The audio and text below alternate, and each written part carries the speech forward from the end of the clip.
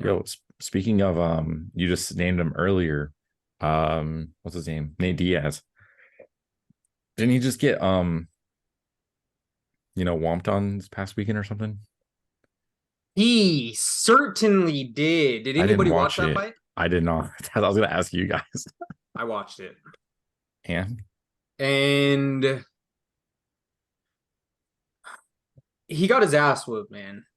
I will give it to him. He's a showman. He was in there doing his thing, Nate Diaz right here.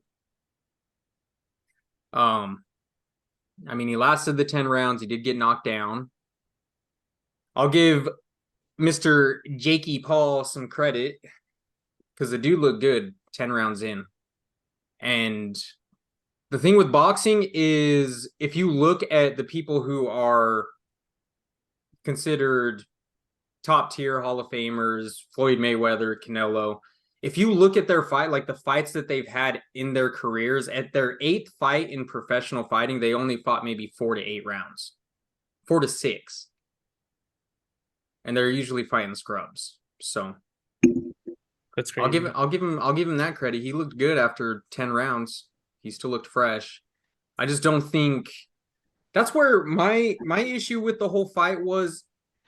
Nate Diaz is when he's fighting in the UFC, he's around 150, 155 pounds. Isn't he more known for like grappling and stuff too? Like just his like ground game and like is he like a stand like is he like a stand-up type like straight up dude, I guess then dude, I found probably ignorant for not watching any of his fights or all of his fights, but I feel like just like boxing alone isn't what his like expertise, I guess. Like he's like an all around good fighter, but if it was just boxing, I mean, he's probably limited, right?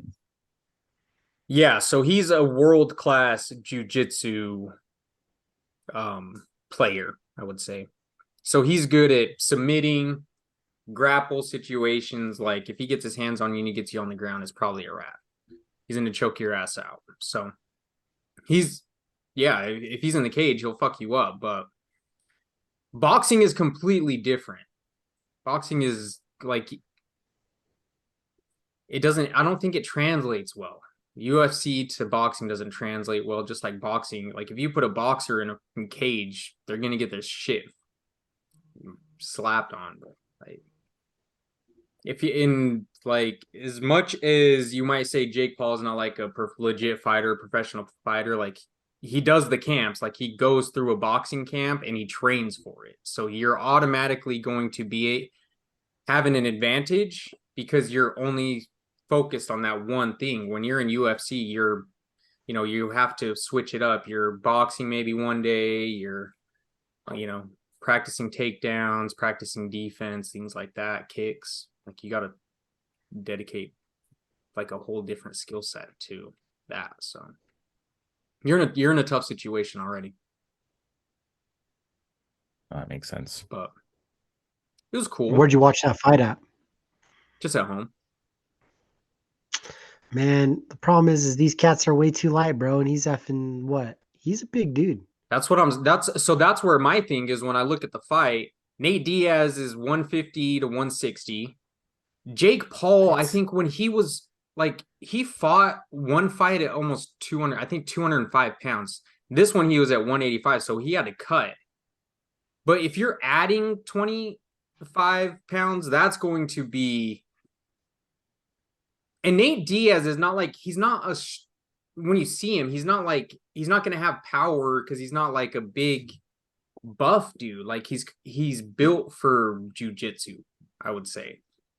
So and like slapping people. yeah, and I don't think his punches are really doing a whole lot. I think it's touching him up a little bit. A couple combos will shake you, but nothing crazy. It's not like getting hit with the freaking the deadly right hook. To be honest, man, when I think of him, I don't think of jujitsu or any of that. I think of the Compton slap. That's what Yeah, I and that's some of the punches he would throw. You would see him. He's like this. really. Yeah, I bet you that's the most money he's ever made in a ring, though. yeah. He's probably. Hey man, give Jake Paul credit. That guy knows how to make fucking money. I know that much. What's Yeah, that streaming on anyways? What the His pay per view? Or the fight, yeah. it was on DAZN. It was a Oh, pay-per-view.